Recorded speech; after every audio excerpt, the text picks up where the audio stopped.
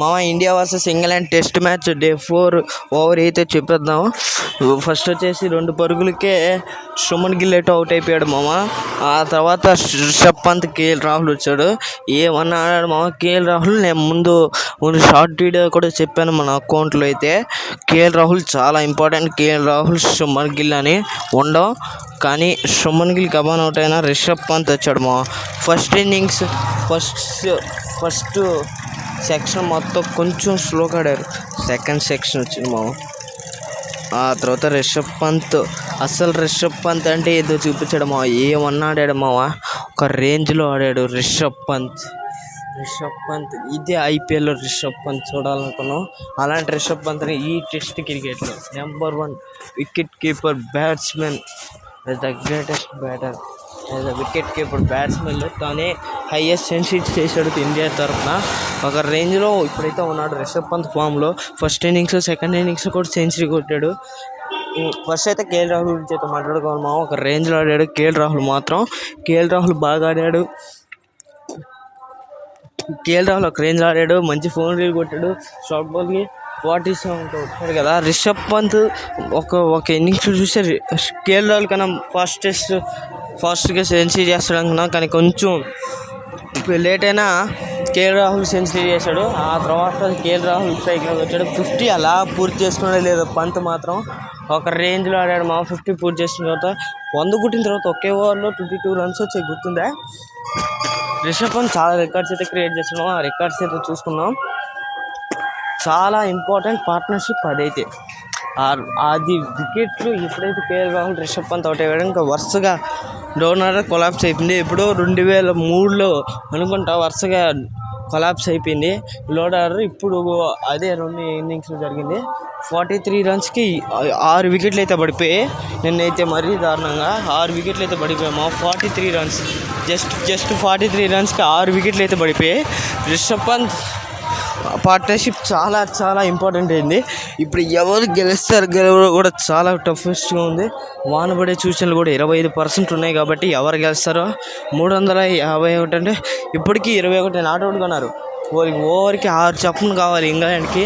Aggressive batting చేస్తారు, అగ్రెసివ్గా wicket తీయాలి, లేదంటే వానపడే ఛాన్సెస్ ఉన్నాయి, డ్రా అయ్యే ఛాన్స్ ఉంది, గెలిచే ఛాన్సెస్ కూడా ఉన్నాయి. అన్నీ న్యూట్రల్గా ఉన్నాయి. ఎవరు ఏం గెలిచినా ఏం చేయలేం. మనం అన్నిటికీ ఉండాలి. గెలుస్తారు, ఓడతారు, డ్రా వద్దు, వాన పడుతూ, ఏది చెప్పినా ఏది వల్ల అయినా ఏదో జరుగుతుంది. రిషబ్ పంత్ రికార్డ్స్ వచ్చేసరికి హైయెస్ట్ సెంచరీస్ అండ్ వికెట్ కీపర్కి హైయెస్ట్ సెంచరీస్ కొట్టాడు మామ. ఫస్ట్ ఇన్నింగ్లో, సెకండ్ ఇన్నింగ్స్లో సెంచరీ కొట్టిన only 1 batter Shreyas Iyer Rishabh Pant.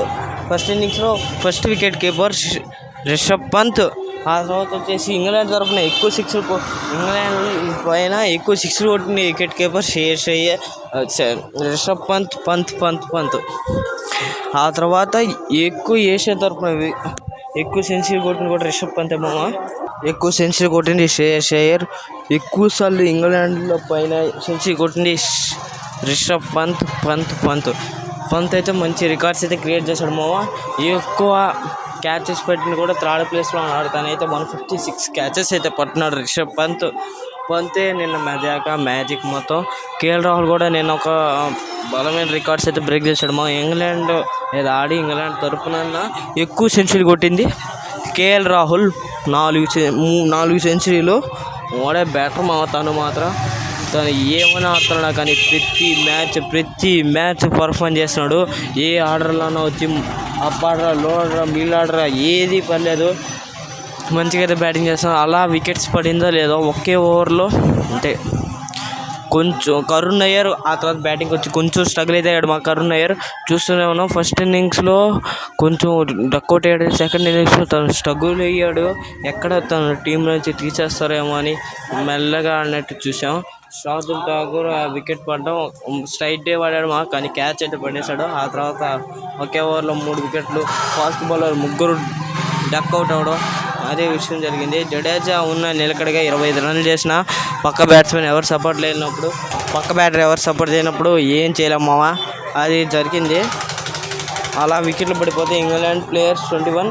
First Bumrah బాగానే వేసాడు మా 4 అయితే 6 ఓవర్స్ జరిగితే 21 అయితే కొట్టింది ఇంగ్లాండ్. బుమ్రా అయితే బాగానే వేసాడు. మళ్ళీ బౌలింగ్ బుమ్రా తప్ప ఇంకెవరన్నా బాగా వేస్తే మళ్ళీ మ్యాచ్ గెలవచ్చేమో ఒకవేళ గెలిచే సిచ్యువేషన్స్ ఉంటే బాగా ఆడితే. సిరాజ్ కూడా ఫస్ట్ ఓవర్ బాగానే వేసాడు. 2వ ఓవర్ ఎక్స్పెన్సివ్గా చేశాడు, రన్స్ అయితే ఇచ్చేసాడు మామ. ఇప్పుడు ఏం జరుగుతుందో రేపైతే ప్రీ వీడియోలో అయితే మాట్లాడుకున్నాము. ఇది మా వీడియో కానీ నచ్చినట్టయితే ప్లీజ్ లైక్ అండ్ సబ్స్క్రైబ్ మామ, ప్లీజ్.